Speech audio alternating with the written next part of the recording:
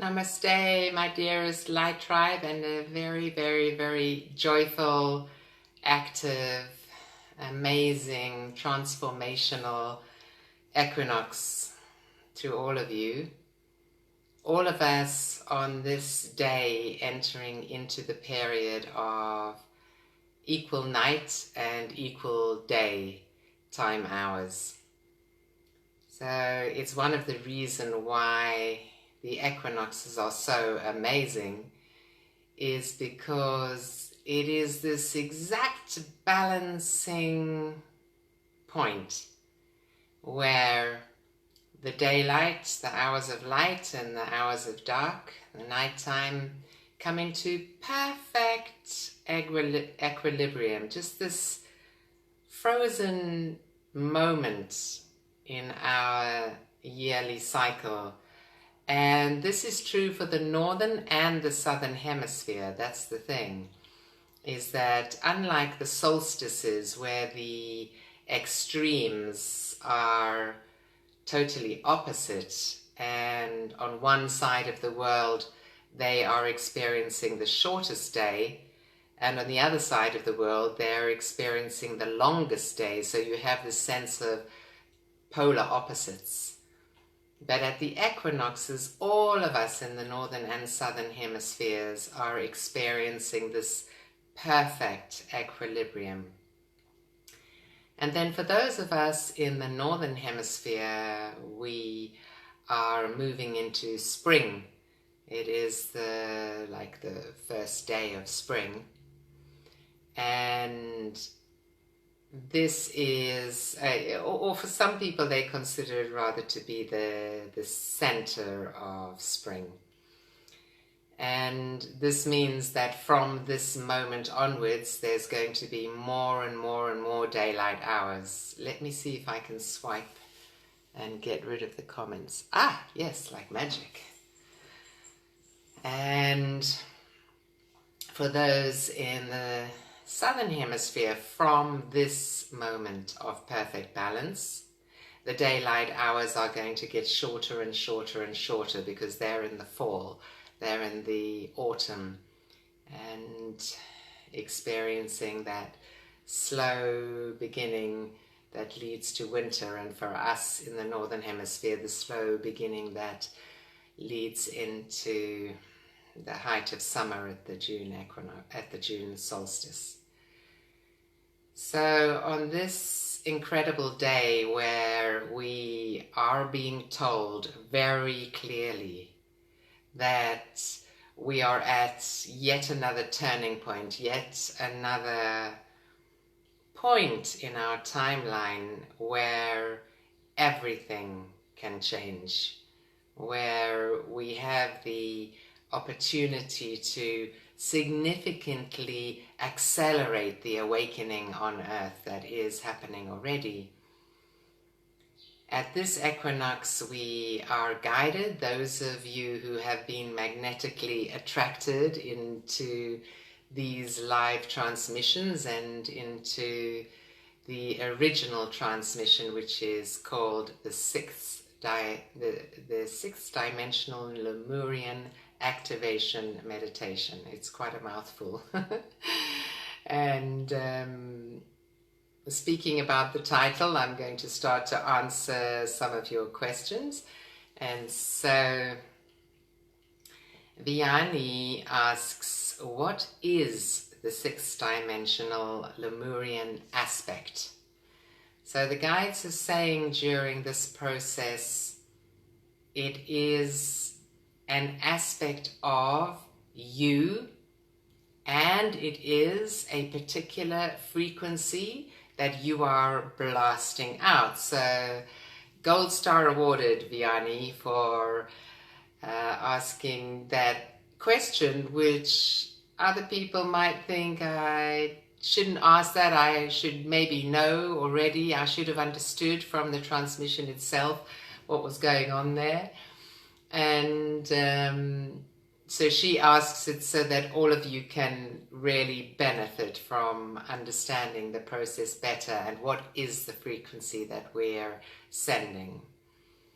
So Lemuria was an ancient civilization that isn't in the recorded history books. It's in the New Age, New Earth recorded history books, the ones that are written now, a lot of them by channels.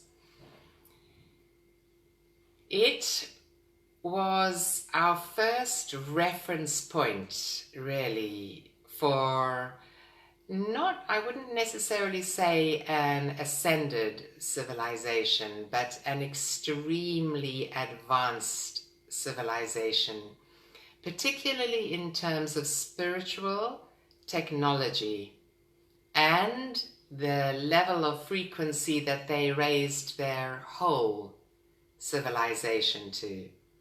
And more of you will have heard of Atlantis. Atlantis was the civilization after Lemuria, where many survivors from Lemuria, and in particular the priestesses of Elora from the temples of Elora in Lemuria, who were totally uncontaminated. They never lost this extremely high frequency and extremely advanced knowledge of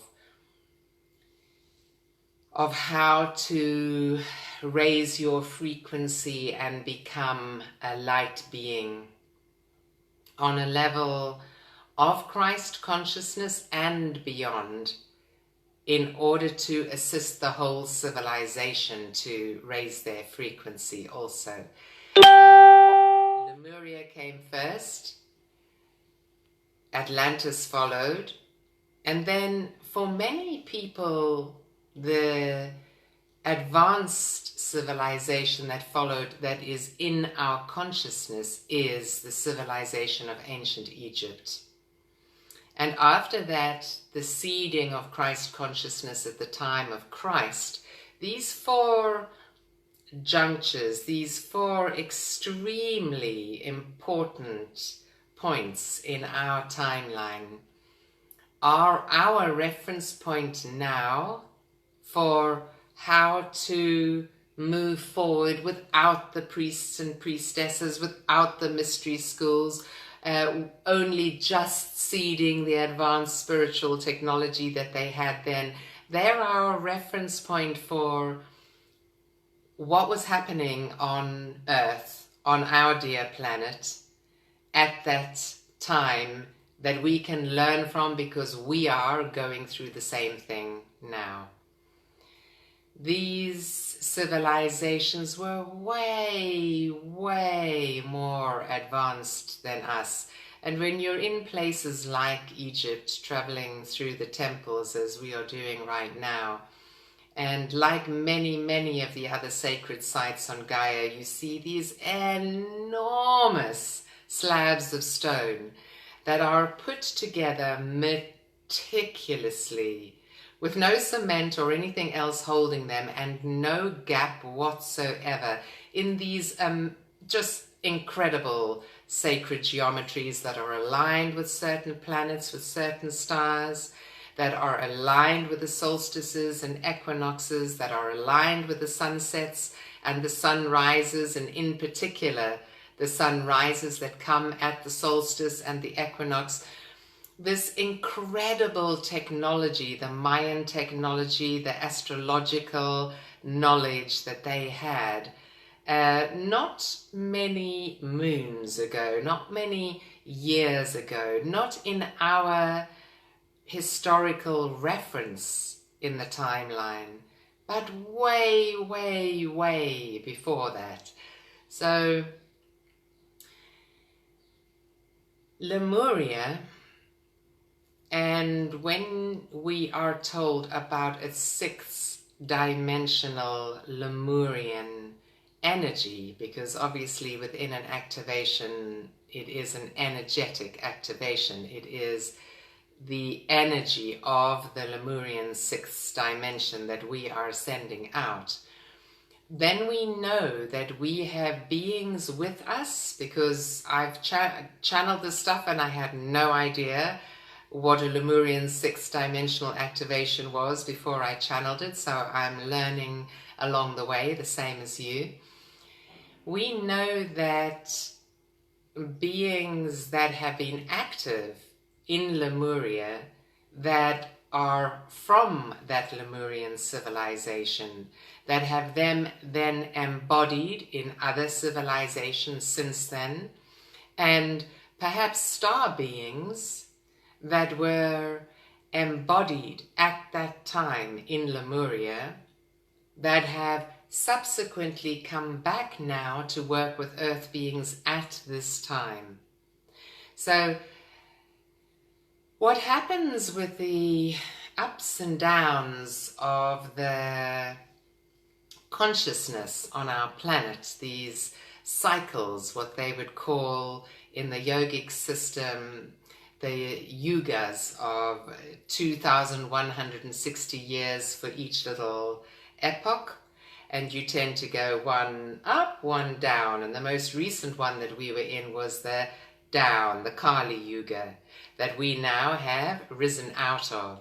In these up and down cycles, consciousness becomes raised and expanded on our planet, and then it drops again. For whatever reason, it's one of the natural cycles, and this particular new dawning of a golden age, the new earth that is being birthed, will not be followed by another down cycle, because something different is happening now. It has been decided from the heart of the galactic sun, from the mind of God, that it is time for the whole planet and her people, that's us, Light Tribe of Gaia, to ascend, to raise into a less physical, higher dimension, commonly thought of as the fifth dimension, but some people do speak about us ascending into the fourth dimension. I don't believe that this is a difference in opinion. I believe this is a difference in terminology. So in the model I'm using, the fourth dimension is the dimension we step through. It's the first level of the invisible world. It's where the collective consciousness is stored. And if you like, the collective consciousness, that fourth dimensional layer, has to awaken to a certain level in order to almost be dissolved so that we are automatically in the fifth dimension. In my understanding, you don't at all have to reside in the fourth dimension first in order to get into the fifth dimension. The fourth dimension, I wouldn't say is dissolving, but is being transformed as we speak. As the negative thought forms that have influenced the earth people and all of our civilizations in a negative, fear-inducing way, such as women are weaker than men, name any negative thought form that has held us down. For instance, negative connotations about sex, the fact that sex and spirituality are not aligned. So this level of sex where it's about lust and where it's considered naughty and where our private parts and genitals are considered shameful or to be hidden in some kind of way. These are negative thought forms that have been seeded around sex. Tantra is the rebirthing of sacred sexuality on our planet, although some schools of Tantra are not pure, shall we say, so don't just think that anything that's called Tantra is automatically enlightened, because it's not. You have to use your discrimination to really feel when a tantric method or school or workshop is really holding power. And let's say the negative thought form that is it's not spiritual to be rich. Well, the word rich itself has negative connotations in our society.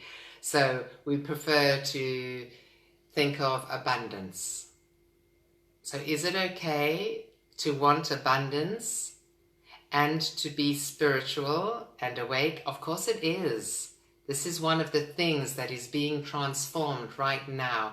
Can you see how our generation and the generation that we are raising is literally reprogramming the collective consciousness on the fourth dimensional level? So, in answer to your question, Vianney, which of course is not like a one-sentence explanation, because it's called a Lemurian sixth dimensional activation, we know that star beings that have been embedded into that Lemurian culture are with us once again. So that's where I was going with this raising and lowering of consciousness and the cycles, is that when we come out of the dip and we're expanding and raising our consciousness once more, it is at that time that many, many, many very advanced star beings come and incarnate into the human race again. So it's not so straightforward that it's just like, that person's a Pleiadian. And because Pleiadian is my primary connection with the star beings and identity, if you like, I asked my guides once, am I a Pleiadian being incarnated? Or am I a human being with a high percentage of Pleiadian genetics? Or am I a human being that is being guided by the Pleiadians, and perhaps I have a Pleiadian higher self aspect in the Pleiades now that is transmitting through me? And the guide smiled and said, yes. By which well, they were going for a laugh for a start. That always raises your vibration, and they have a wonderful sense of humor. But I understood underneath the yes that all of those things were true to a certain extent, and that I should allow myself to be in the mystery of it without wanting like a technical answer. Well, it's because you're 33% Pleiadian and whatever. So these star beings, including ones that have been seeded in Lemuria and reseeding themselves now on the planet, and including members of our star soul family that come from that place. So the whole point of what we're doing in this equinox transmission is learning how to work with our own star soul family, including those who are walking around as human beings right now on our planet, and those that are in the higher dimensions, living in a different reality, but who have chosen to assist the earth people now. This is service work, and we are all about, in this transmission, assisting other human beings, all other human beings, but in particular those who are still totally asleep, those who have not awakened in any aspect, those who are in the box, those who are trapped in the grid, those who are hooked into conspiracy theory and they feel like that is their awakening, but what is being triggered in them is fear, helplessness, and anger. These are the negative aspects of focusing on conspiracy theory. All of these people, through the transmission we are doing over these 24 hours, are receiving something that they might not receive. They are not likely to understand where it's come from, but on some level they will wake up out of this dream and just think, okay, let me prioritize now. I'm not feeling happy. Let me work out what it is that's not making me happy. Let me let go of this negative aspect. Let me make one positive change in my life. Let me try meditation for the first time and go meet a group of people that will change their lives forever. They're in the bookshop thinking, okay, I'm going to buy a book on grooming dogs, and a spiritual book falls down on the floor and hits their toe. It's like, ow! And they pick it up and it's like, okay, and they put it back on the bookshelf and it falls off again. And maybe it takes 3 times of the book falling off before they pick it up and go, you know what, this looks like unicorn and rainbows, but I'm going to buy it anyway. Maybe it fell off the shelf for a purpose. First glimmer of understanding synchronicities. I'm being distracted by messages and I don't know how to switch them off. Can't figure it out. I don't have my angel assistant today. She's resting because we just arrived in Cairo off the plane from Luxor, and we have a meeting in an hour's time, and then we're going straight into the pyramid for our transmission. So I am squashing you guys in. So another question from Shakala: how can I be sure that I've activated the one heart if I don't feel the energy? I'll summarize and say, fake it until you make it. I'm joking, but I'm referring to the guidance that we get over and over and over again, which is just to choose. If you're not actually seeing or feeling the energy, if you're not seeing turquoise, for instance, you just decide from your intelligent mind, turquoise light is beaming out from me. It's like that's your mantra while you're doing. It's like, wow, turquoise crystalline light. So don't look to see it before you experience it, and don't wait to experience that it's crystalline. Just know, trust that a turquoise crystalline frequency is beaming out from you. So my face stickers today were from my beautiful daughter Zaya, and she gave them to me and I thought, wow, but I thought they're so dramatic. When am I ever going to wear them? I would have worn them in my clubbing days. And then just before I came to Egypt, they just jumped out at me, and I noticed that the top part of this third eye sticker is a pyramid, and that the whole thing has this crystalline turquoise glow. And I thought, okay, I'm going to wear it into the pyramid.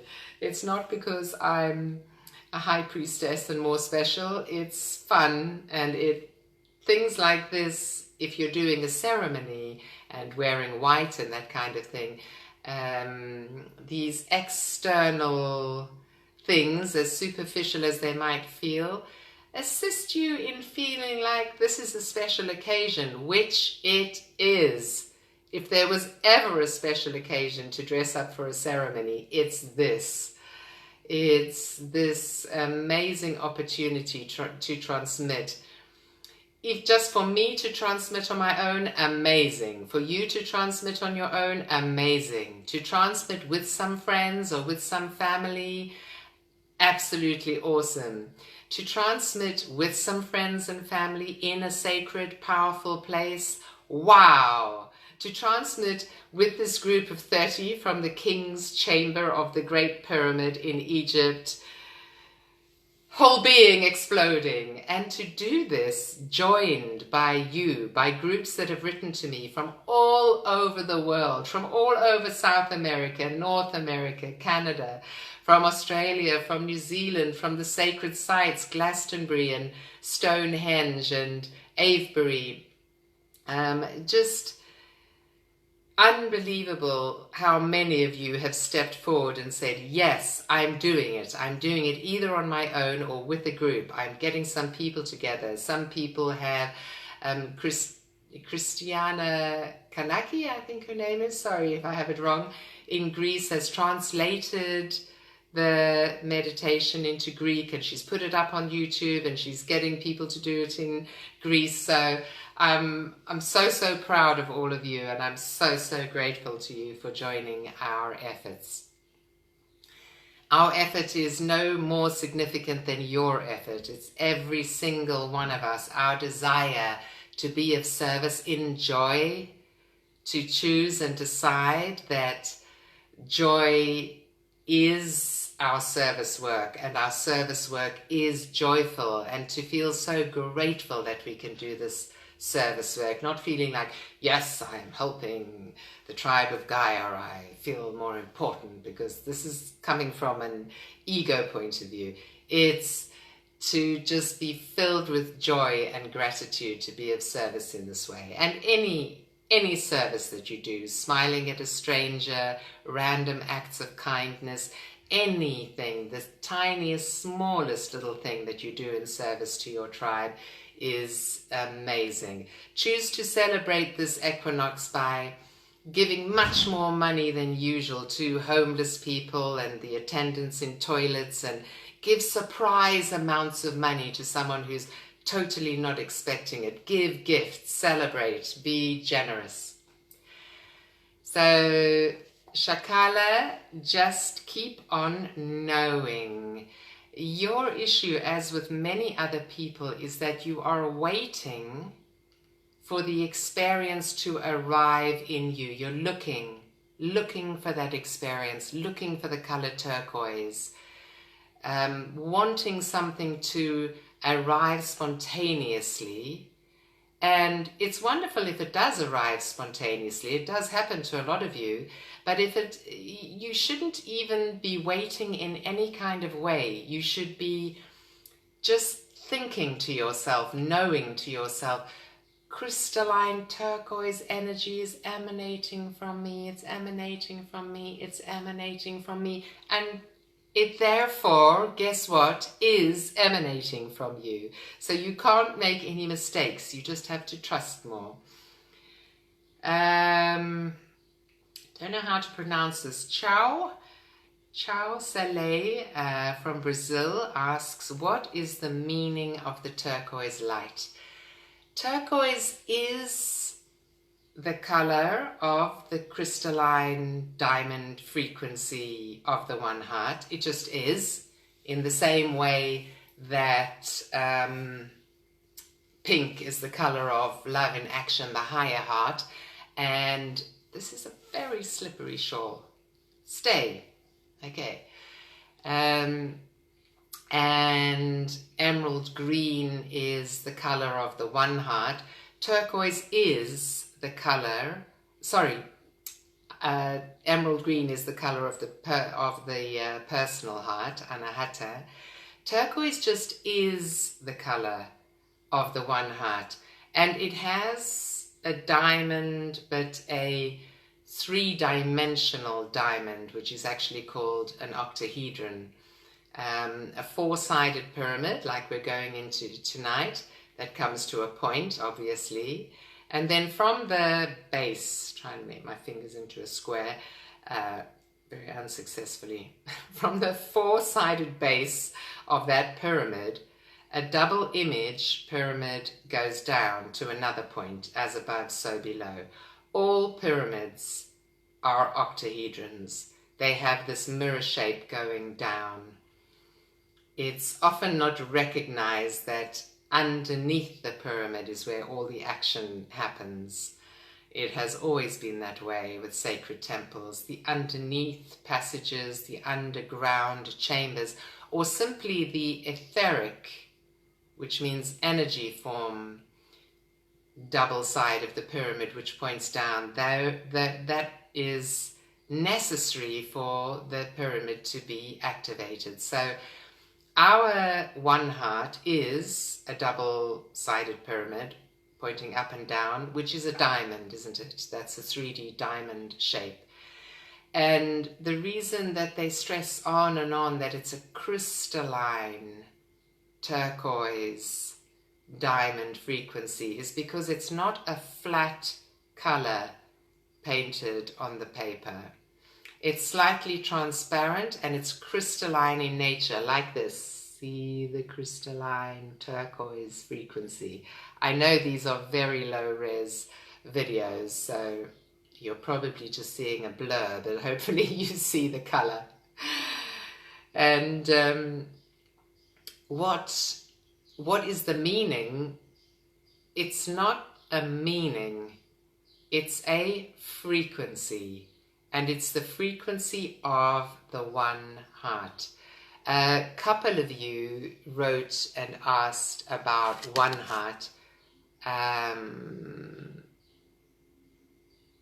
understanding the one heart activation better.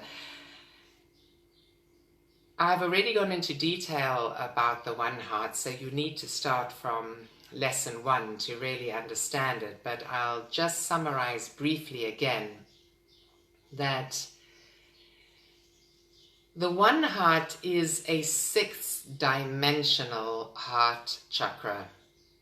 So when you are only in your 3D consciousness, working from your mind and emotions and your body, and only that, nothing else is happening, your one heart is not activated.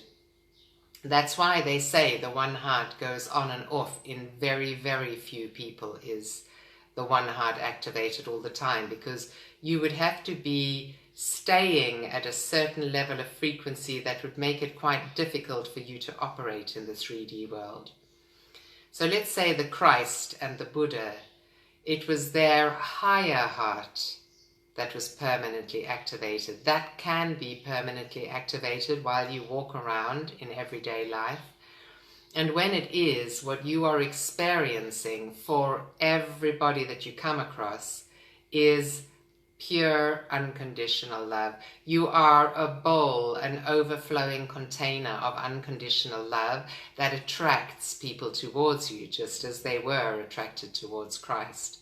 So that can be activated all the time, but the one heart, you kind of have to be, you have to be in a frequency where your consciousness is expanded enough for you to be vibrating at a higher dimensional level. And so in this meditation, you're just sitting in your meditation chair or standing or sitting on the floor or in your circle, whatever. When you do that recorded version, they are taking you into the 6th dimension. Yes, you're doing it through your imagination to begin with, and then through your experience. Visualizations are designed in order to bring you into an actual experience. And don't sit there like Chocolat saying, I know I'm joking with you, she's part of the Ibiza Light Tribe. I'm not implying that this happens to you all the time, because I know that you have amazing experiences. But if any of you are sitting there in that meditation thinking, am I able to do this? Somebody wrote to me and said, I'm so excited about the idea of doing this on the equinox, but I don't know if I'm good enough. Meaningless question. I'm not denigrating the question itself. I'm just saying, the minute you have that feeling of excitement, like, wow, I would love to do that, that desire to be of service, that desire is what makes you worthy of doing it. It's the pure desire from your heart to be of service that automatically means that you will succeed in sending out that energy. So let's say you get to a level in the meditation where what you're experiencing is just love. You're just feeling very mellow and very happy, And the occasional thought might come in, I don't know if I am in the sixth dimension. I'm not quite seeing myself as a crystalline, angelic being of light. So then I wonder if it'll actually work. Stop questioning. As long as you are raising your vibration into an energy state where you feel happy, and your original crystal clear idea, your intention, is to be of service, those two things are it. And then you put your hands out and you beam this energy once you have imagined yourself sitting in the circle of your own star soul family, and then with your one heart active, visualizing more and more and more and more and more people coming into that circle. Then you're ready, all of you together, beaming out this beautiful energy. And you can do it with sound or without sound.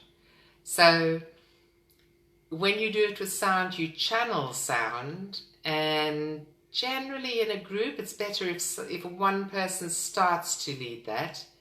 So somebody that has the confidence to start with a because it doesn't matter how you start, it will automatically roll into channeled sounds. And as long as, if you're doing it in a group, you're aware of each other, so that you're not just blasting out your own thing, so that everybody else is singing angelically, and then you just like, and it's something that jars. You can sing very low notes, very high notes, all sorts of different notes, as long as it's not that you have to harmonize in a normal choir way. It's just that you have to be consciously doing it as a group and not just in your own head with your own sound. You're aware of all of the sound in the group and of what's happening, because there are these magic moments where somebody's and somebody else is and they come together and make this vibration. The notes together make this amazing thing happen. My daughter Zaya, who's a singer-songwriter and has an amazing voice, found this working with each other, that we could make sounds when we were with a group and our intention was some kind of activation or awakening group. We could make sounds that just did something in the middle, that were way beyond harmonizing, but really, really activating. So last question I will answer is from Rotem. I hope I'm pronouncing it correctly, in Israel. How many people are going to experience ascension? Perhaps what kind of percentage? And in fact, the question was not really worded in the future. It was like, which ones have already or are now or might do, etc. I'm just tuning into my guides. I'm just going to get some water, as I wasn't prepared.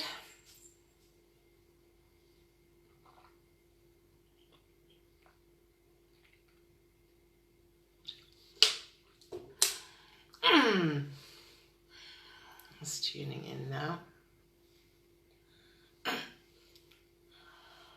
So I'm not going to direct voice channel. And I didn't think that I would get an answer in percentages, but they're saying that about 45% of the population of Gaia have a chance of ascending already on some level. So it doesn't mean that that's the percentage of humans that will ascend. They're tuning in at the moment. From what they can see, 45% of the population are either awake or awakening, or have the seeds that have been sown, something that's seeded there or that will be seeded, something within their energy that the guides can see that gives them the potential. So it doesn't mean that that's the maximum percentage that could ascend. There are so many ways that this can go, because we are not in a situation here where we're talking about destiny and the destiny of human beings has been decided.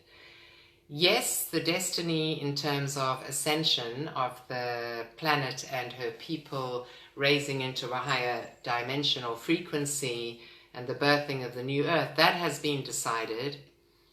But the human beings have free will, and what you choose in every moment of every day is affecting the probable realities that you will step into. There are multiple probable realities. So actually, I think that's a super high percentage. I'm a little bit surprised. And yeah, there are many variables, but I hope that helps you, my dear. So let's have a time check that I am not late. It is 15:03 here. So let's say I have about 18 minutes. So the final part of this, I'm going to channel.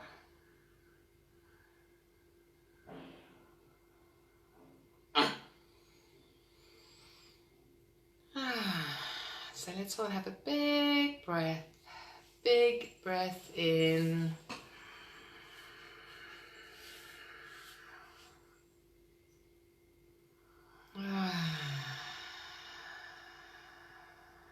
Feeling your feet on the floor and making sure that you're undisturbed, that you are in a clear space. And I'm just going to get an essence to clear myself.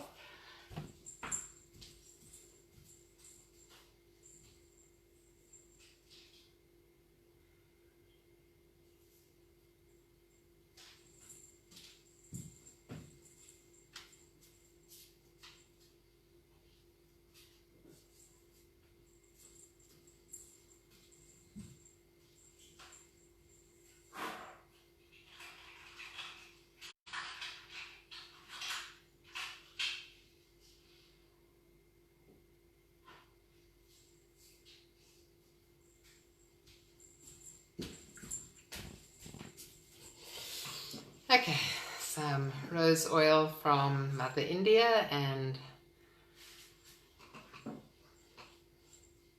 just even the wonderful smells of the essential oils and of the various channeled oils are enough to help you have an experience, because I'm missing my music.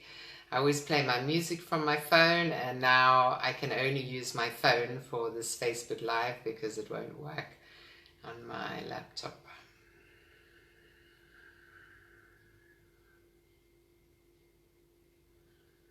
And they want me to use a particular power tool.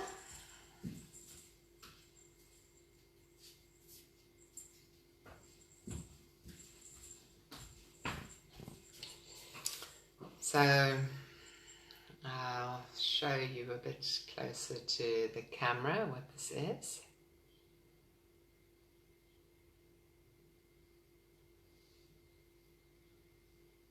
This is a Hathor gifted to me yesterday. Yesterday I had 3 Hathor gifts. This one from my dear star soul sisters Yana, Alatea and Mut.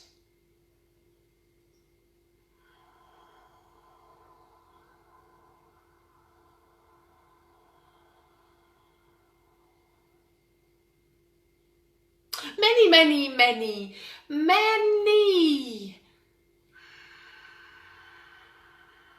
many thousands of star beings are with you in this co-creation, dear one. We use this power tool and image because the dear Hathors are assisting you.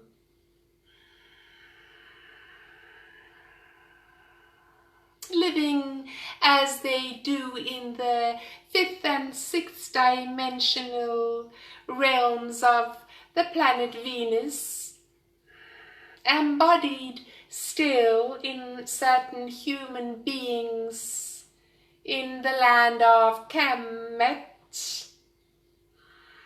and very much alive as a frequency. I'm trying to see if I can place this where you can see it.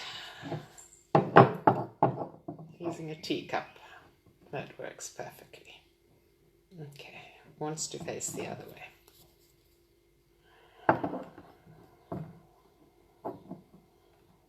Okay.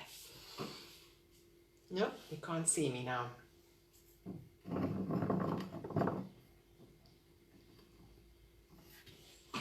Okay.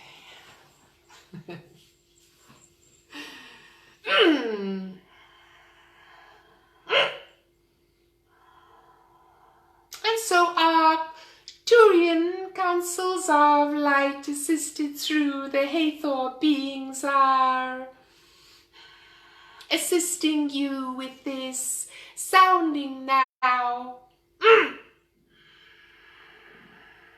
to raise your frequency in order for you to transmit this 6th dimensional Lemurian frequency.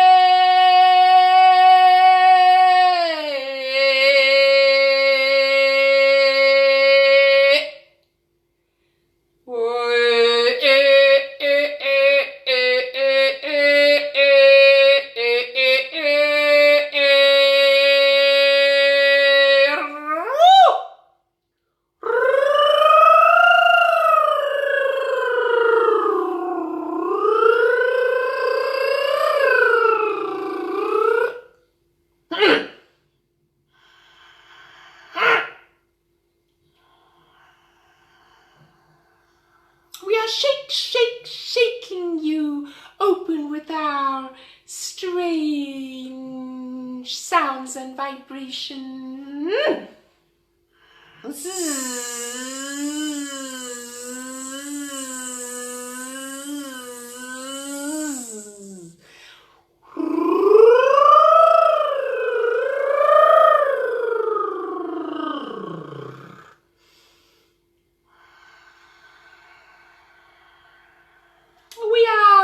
Playful with our noises, but this is a very specific technology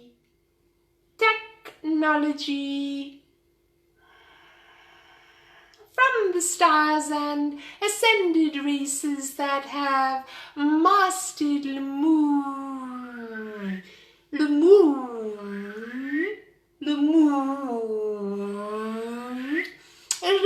frequencies.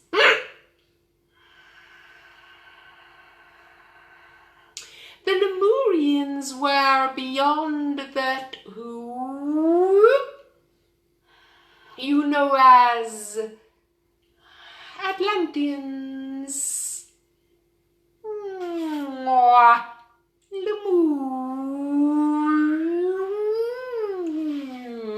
Lemurians were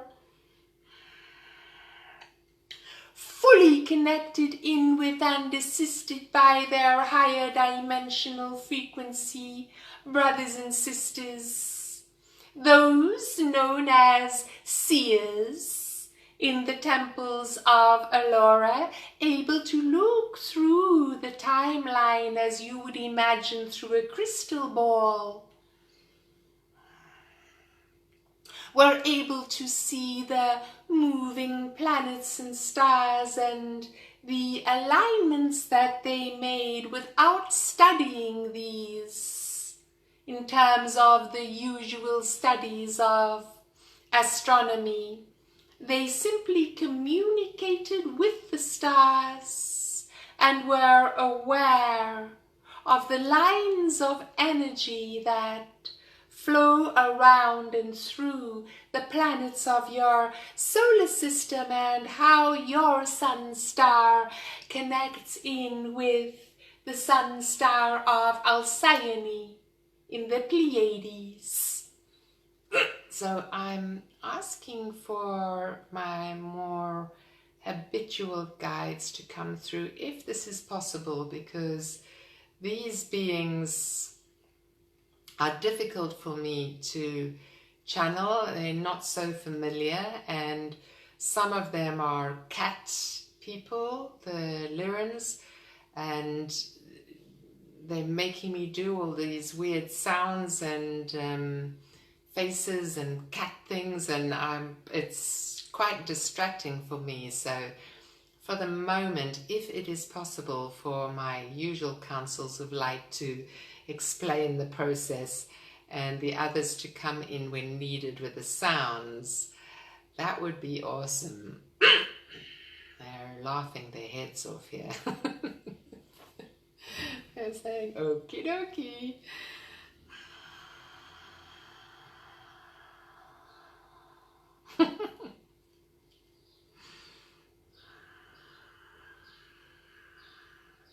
As you are so in comfort when transmitting the Pleiadian councils of light, yes, we will continue, dear ones.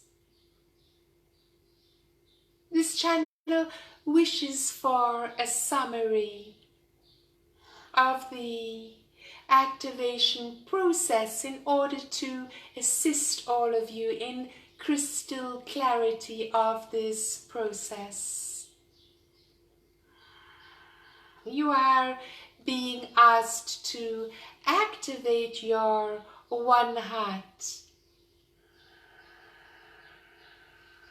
to truly, through your trust and will, bring this crystalline turquoise frequency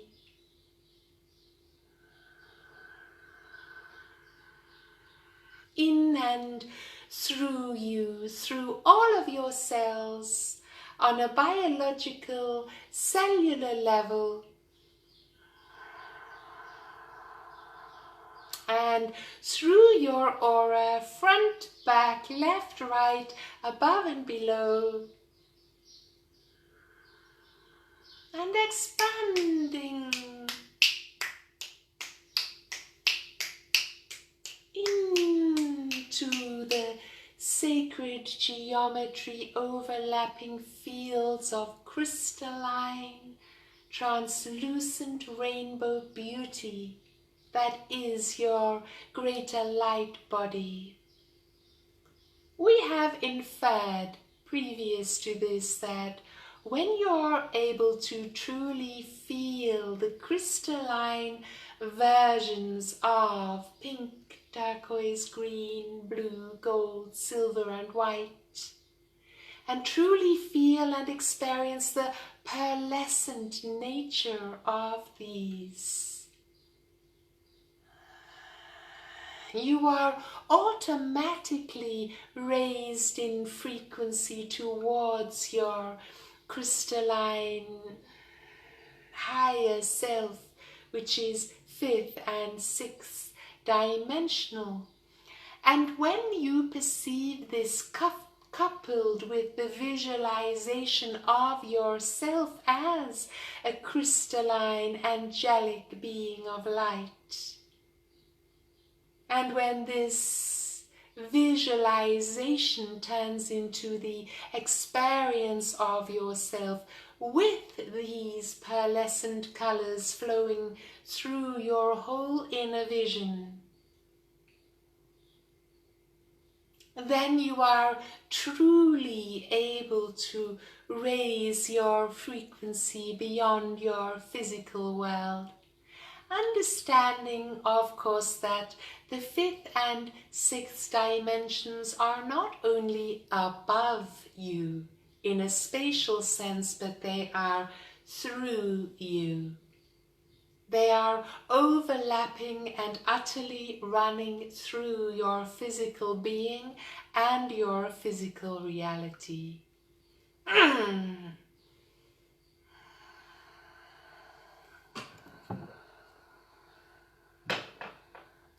Ethos have done their work.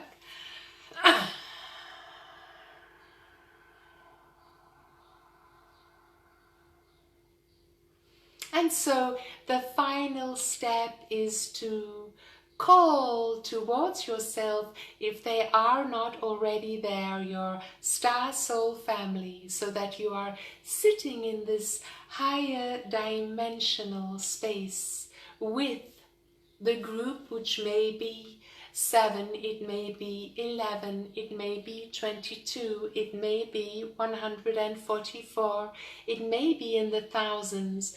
Just allow this to happen without overthinking that you are sitting in this circle.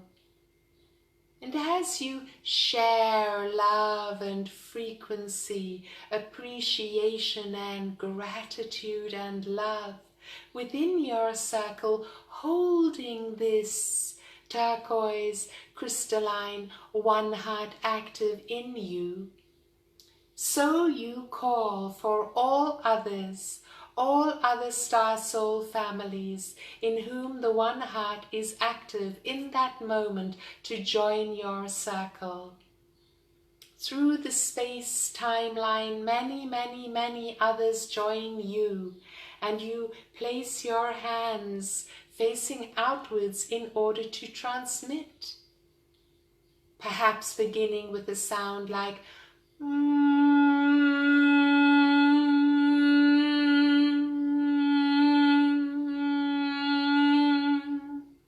and allowing this to develop into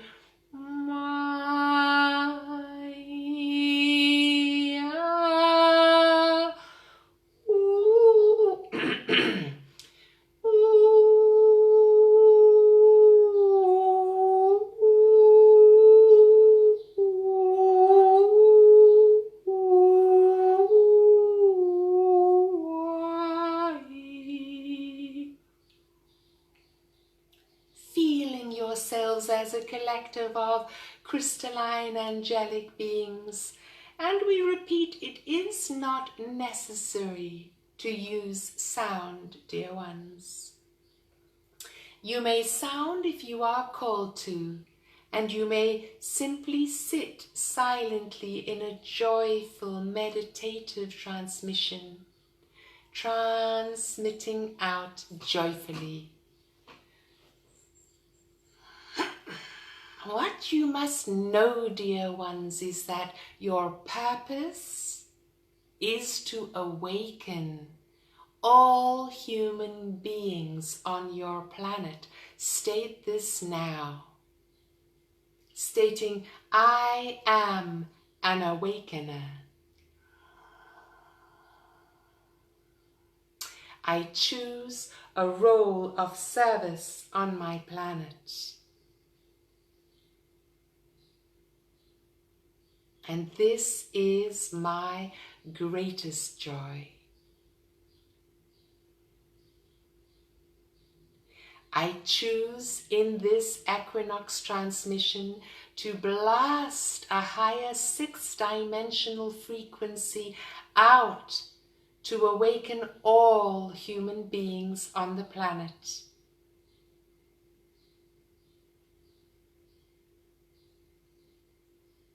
And so it is. And so it is. And so it is.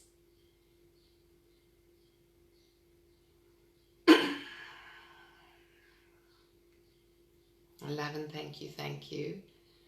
Love and thank you to all weird and wonderful beings that have spoken through me and who have come to join us and who are assisting all of us in this co-creation. Our overall purpose